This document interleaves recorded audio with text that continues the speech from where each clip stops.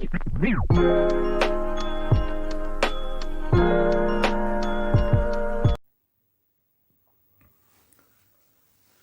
Theorem हम पढ़ रहे हैं थ्योरम 10.8।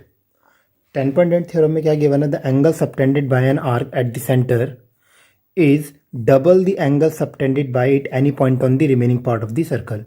ओके, मैं ये आर्क ले रहा हूँ, ये माइनर आर्क है, और इस आर्क से इसको मैं नाम देता हूँ ए बी।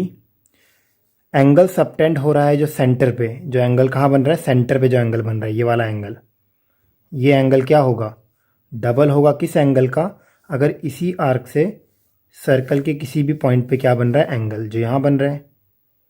ठीक है, मुझे क्या प्रूफ करना है, जो ये सेंटर वाला एंगल है ये इस वाले एंगल का क्या है, डबल है। तो मैं यहाँ थोड़ा कंस्ट्रक्शन कर लेता हूँ, मैं इसको ज्वाइन करता हूँ।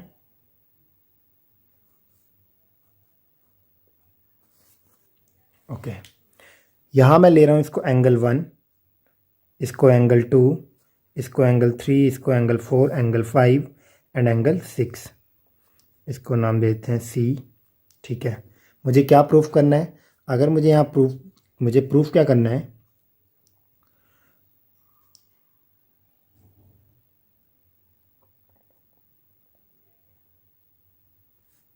टू प्रूव जो मेरा एंगल ए ओ बी है वो क्या है, एंगल ए ओ बी ये सेंटर पे बन रहा है मेरा, वो ट्वाइस है किसका, एंगल ए सी बी का। मैंने यहाँ पे इसको थोड़ा इजी करने के लिए क्या करा है, मैंने इनको लेट कर लिया 1 2 3 4 5 6, इससे थोड़ा इजी हो जाएगा। अब मैं प्रूफ कर रहा हूँ। सबसे पहले मैं ले रहा हूँ इन ट्राइंगल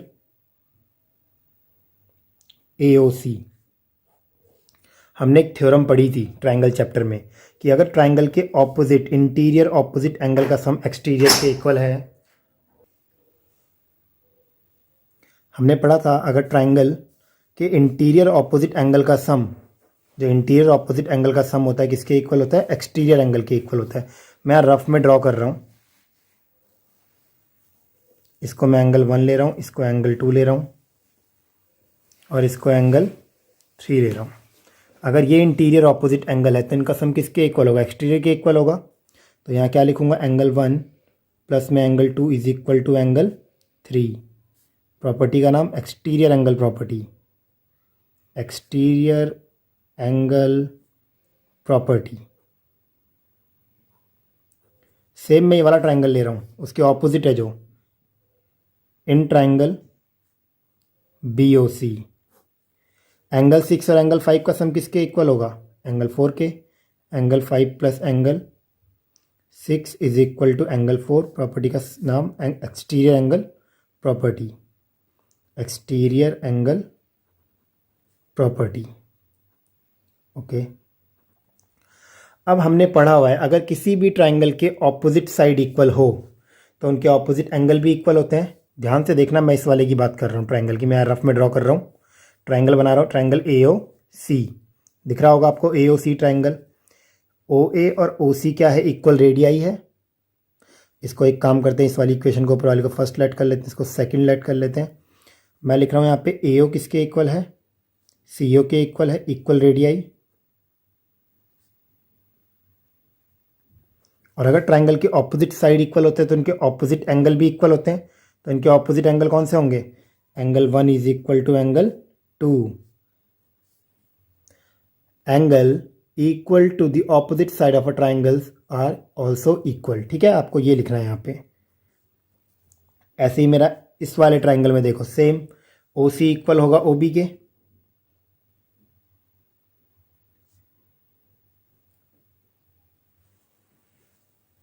इक्वल रेडियाई। तो एंगल 5 किसके इक्वल होगा, एंगल 6 के इक्वल होगा। सेम प्रॉपर्टी कि अगर किसी ट्राइंगल के ऑपोजिट साइड क्या होती है, इक्वल होती है, तो उनके ऑपोजिट एंगल भी क्या होते हैं, इक्वल होते हैं। या ऑपोजिट साइड इक्वल तो ऑपोजिट एंगल भी क्या होंगे, इक्वल। ठीक है, अब देखना मैं यहाँ पे इसको इक्वेशन 3 और इसको इक्वेशन 4 लिखता हूँ। ओके, अब यहाँ पे मुझे एक बात बताओ, अगर मैं यहाँ पे इन चारों इक्वेशन को लेता हूँ, इनको ऐड करता हूँ। सबसे पहले अगर मैं इक्वेशन फर्स्ट और सेकंड को ऐड करूँगा तो क्या होगा, adding equation first and second, angle 1 angle 5 angle 2 angle 6, angle 1 plus angle 5 plus में एंगल 2 प्लस में angle 6 is equal to angle 3 plus angle 4। अब यहाँ पे देखो मैंने यहाँ क्या प्रूफ किया था, एंगल 1 एंगल 2 के इक्वल है, तो इस एंगल 1 की जगह एंगल 2 लिख सकता हूँ मैं, एंगल 1 की जगह एंगल 2 लिख सकता हूँ।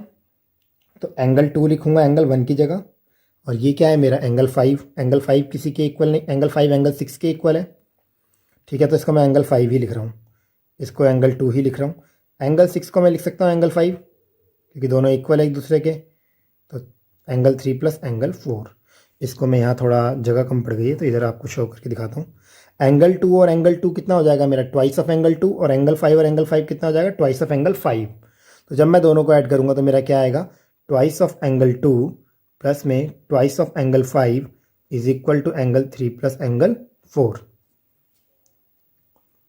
दोनों में कॉमन क्या आ रहा है, 2 कॉमन आ रहा है, तो एंगल 2 प्लस एंगल क्या होगा मेरा 5 equal to angle 3 plus angle 4। और यहाँ देखो ध्यान से, ये एंगल 2 प्लस एंगल 5 मिलके कौन सा एंगल फॉर्म कर रहा है, ये एंगल फॉर्म कर रहा है ना, इस एंगल का नाम है एंगल ACB।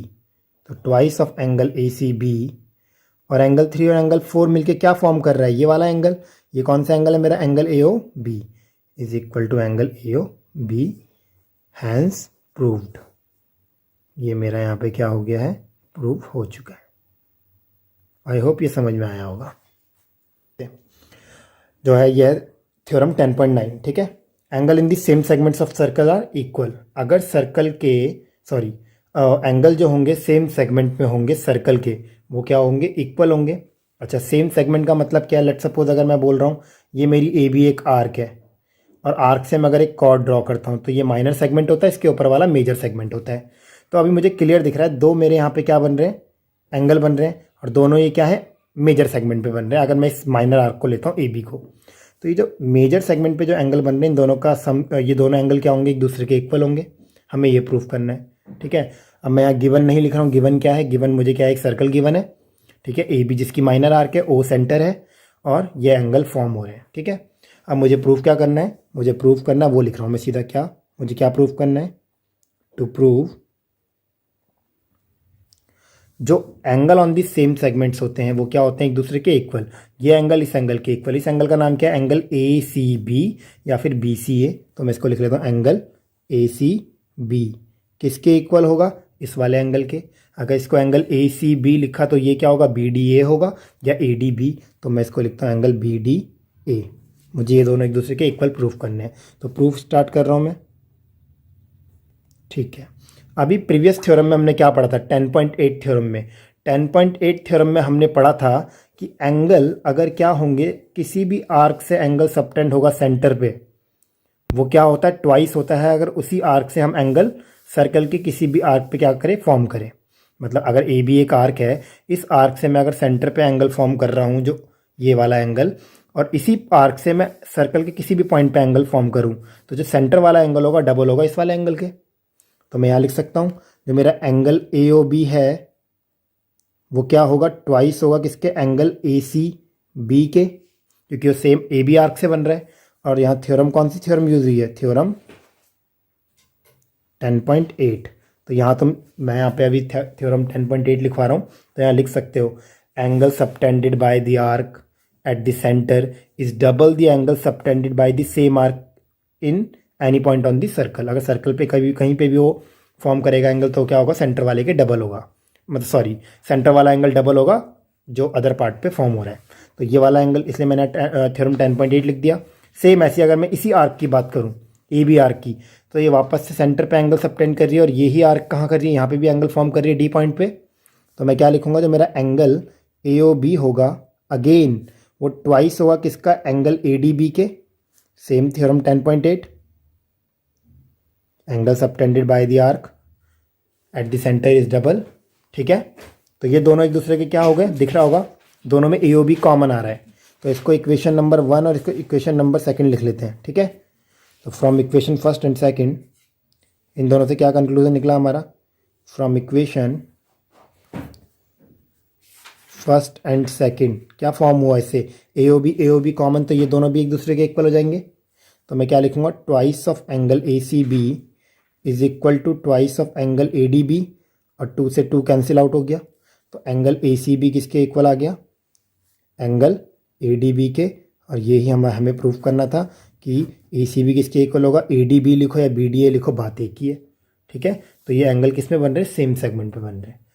समझ में आया सेम सेगमेंट का मतलब क्या होता है। तो थ्योरम बहुत ईजी थी ये वाली, और इससे बहुत क्वेश्चन बनते हैं। ठीक है, हैंस प्रूव्ड।